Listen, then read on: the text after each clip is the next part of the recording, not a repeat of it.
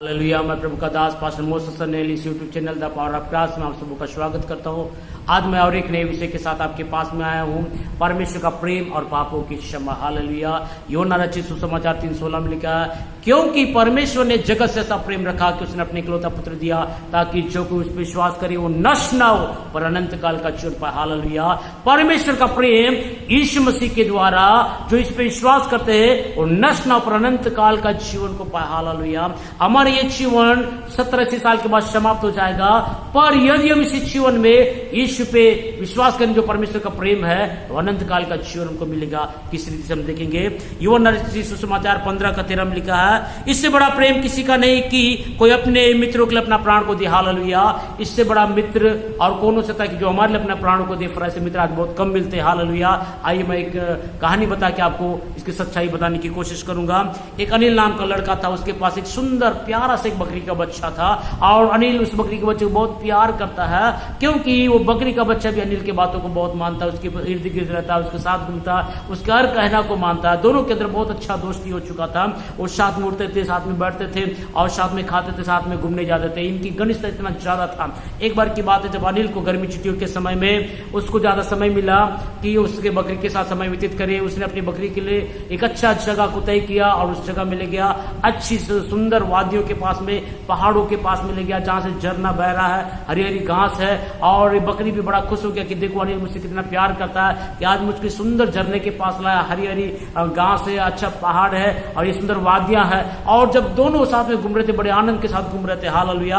और दोनों के अंदर में एक बहुत ज्यादा खुशी देख सकते थे। और उसके समय में क्या, वो अनिल भी देखने लगा कि वाह कितना अच्छा दृश्य, क्या अच्छा जगह है। और वैसे घूमते घूमते अनिल की नजरों में ट्रेन का पटरी दिखा, उस पहाड़ों के बीच से होके जा रहा था। हालेलुया। उसने बोला वाह क्या अच्छा जगह है कि ट्रेन की पटरी इस पहाड़ों में बिछा हुआ आता, ट्रेन इसी रूट से आना जाना करता। जब उस दृश्य को देखते होंगे लोग कितना खुशी के साथ रहते होंगे कि कितना सुंदर पहाड़ है, झरना है, हरी हरी घास है, हर एक चीज है, उसको देख के बहुत खुश होते होंगे। जब वो ऐसे सोच ही रहा था और सोचते सोचते जब ट्रेन की पटरी को और आगे तक देखने लगा, तो हम वहां क्या देखता है कि ट्रेन की पटरी की शत्रु ने उखाड़ दिया। उसके मन में एक विचार आने लगा कि ट्रेन का एक ही पटरी है और यहाँ किसी ने पटरी उखाड़ दिया।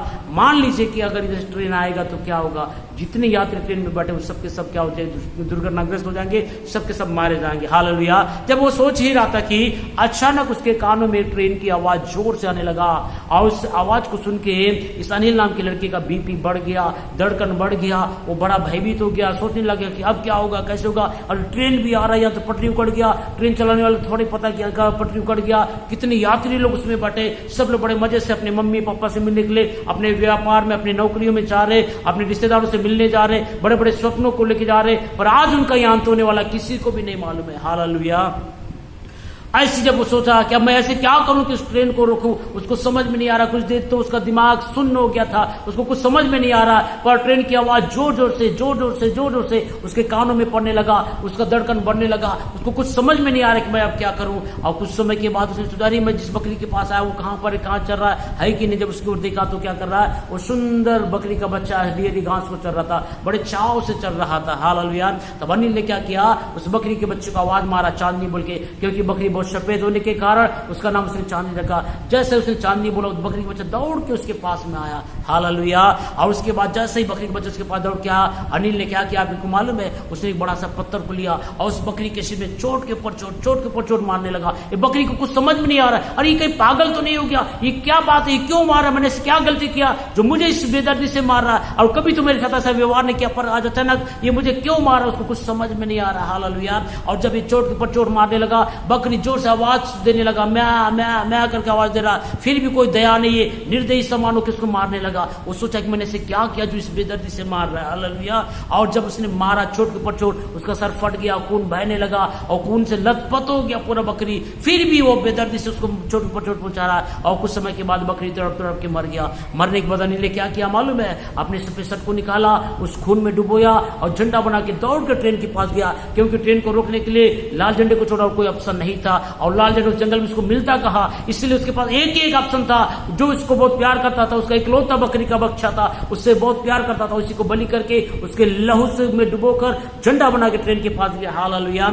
और जैसे ट्रेन के पास गया, ट्रेन चालक ने बड़े दूर से देखा कि कोई लाल झंडा दिखा रहा, अर्थात हो सकता है बहुत बड़ा खतरा है, यदि मैं नहीं रुकूंगा तो कुछ ना कुछ बहुत बड़ा घटना हो सकता है, इसलिए उसने जंगल में, बीच जंगल में उस ट्रेन को रुका और देखता कि छोटा सा बच्चा, और ट्रेन चालक उतरा और धमकाने लगा, इस जंगल में तूने ऐसा लाल झंडा क्यों दिखाया, तेरा क्यों ऐसे दिखा के हमें परेशान किया, इतना बड़ा ट्रेन को रोक दिया है। तब उसने बोला, भाई साहब देखिए आगे ट्रेन का पटरी उखड़ा हुआ है और आप लोगों को बचाने के लिए, इस ट्रेन को रोकने के लिए मैंने ऐसा लाल झंडा बना। उसने बोला कि तेरे को लाल झंडा इस जंगल में मिला कहां से? तब उसने बोला कि मेरे पास एक बकरी का बच्चा था, उसको मैं चराने के लिए जंगल में आया था, इस वादियों के बीच में, और मेरे पास कोई ऑप्शन नहीं था, मैं उसको मारा और उसके लहू में अपने कपड़ों को डुबोकर मैंने झंडा बना के रोका। तब ट्रेन चालक ने बोला, वाह देखो इससे हमारा क्या परिचय है। और पूरे ट्रेन में बैठे हुए सारे यात्री आके बोले, देखो आज हमारा जीवन के अंत होने वाला था, अपने परिवार अपने रिश्तेदार से हम कभी नहीं मिलते थे, अब हमारा जीवन खत्म होने वाला था। हालेलुया। और इस बच्चे के कारण आज हमारा प्राण बच गया। देखिए हमारे प्राणों के लिए उसने, उसके पास एक बकरी का बच्चा था, उसको बलिया। उसी रीति से हम सब लोग एक पाप के ट्रेन में बैठकर हम यात्रा कर रहे हैं, हमारा जीवन का भी अंत होने वाला।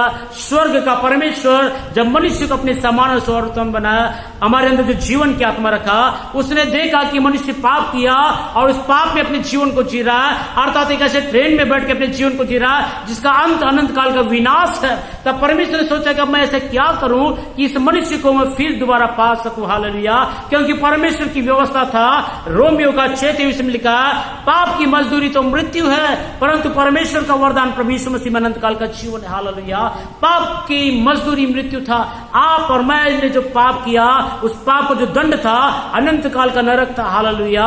उस नरक से बचाने के लिए, उस अनंत काल के विनाश से बचाने के लिए परमेश्वर सोचेगा मैं ऐसा क्या करूं कि इनको मैं बचा सकूं। हालेलुया।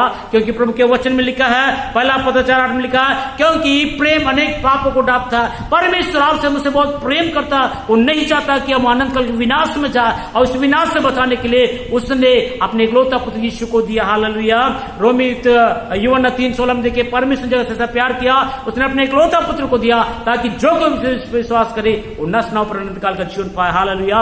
उसके अंदर की बातों को जानने के लिए हम यहाँ देख सकते हैं, यूहन्ना रचित सुसमाचार 1:29 में लिखा, दूसरे दिन उसने यीशु को अपनी ओर आते देखकर कहा, देखो ये परमेश्वर का मेमना जो जगत के पापों को उठा ले जाता।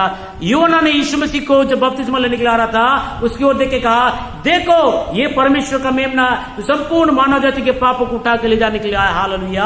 परमेश्वर ने अपने पुत्र, इकलौता पुत्र यीशु को एक मेमने के रूप में संसार में भेजा, ताकि आपको और मेरे पापों का दंड को उठा सके। हालेलुया। जिस रीति से अनिल नाम के लड़के ने क्या किया है, कितने बेदर्दी से उस बकरी को मार कर लोगों के प्राणों को बचा, उसी रीति से परमेश्वर ने संपूर्ण मानव जाति के पाप के मोक्ष के लिए अपने पुत्र यीशु को भेजा।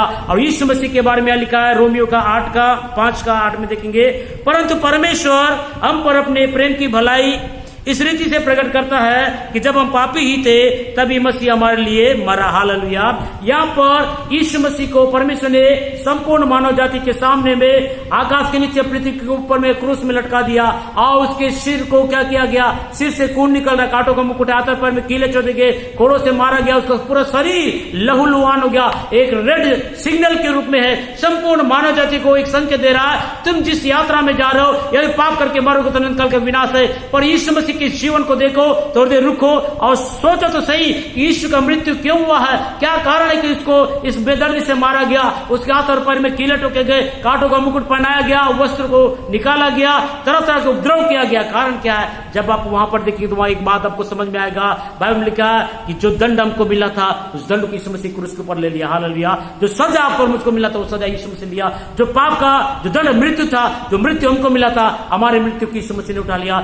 यदि आप इस रेड सिग्नल जो यीशु मसीह का क्रूस है उसको देखेंगे, थोड़ी देर आप रुककर अपने जीवन को सोचिए कि परमेश्वर का प्रेम देखिए। जब हम पापी ही थे, हम दंड के भागी थे, उसका प्रेम हमारे पर ऐसा प्रकट हुआ जो हमको बचाने के लिए अपने पुत्र को बलिदान किया। यदि आप यहाँ पर रुककर यीशु मसीह के उस क्रूस को और क्रूस के ऊपर के कार्यों को देखेंगे, मैं विश्वास करता हूं निश्चय आपका पापों का क्षमा होगा, अनंत काल का जीवन आपको मिलेगा। हालेलुया। परमेश्वर का प्रेम आपके पापों की क्षमा के लिए एक बलिदान को दिखा रहा। परमेश्वर के इकलौता पुत्र यीशु आपके और मेरे पापों के लिए बलिदान हुआ। प्रिय हालेलुया। मैं विश्वास करता हूं कि यदि आप अपने पापों को मानकर यीशु के बलिदान पर विश्वास करेंगे, आपका पाप क्षमा होगा और अनंत काल का जीवन मिलेगा। प्रभु वचन हम सबको आशीष दे।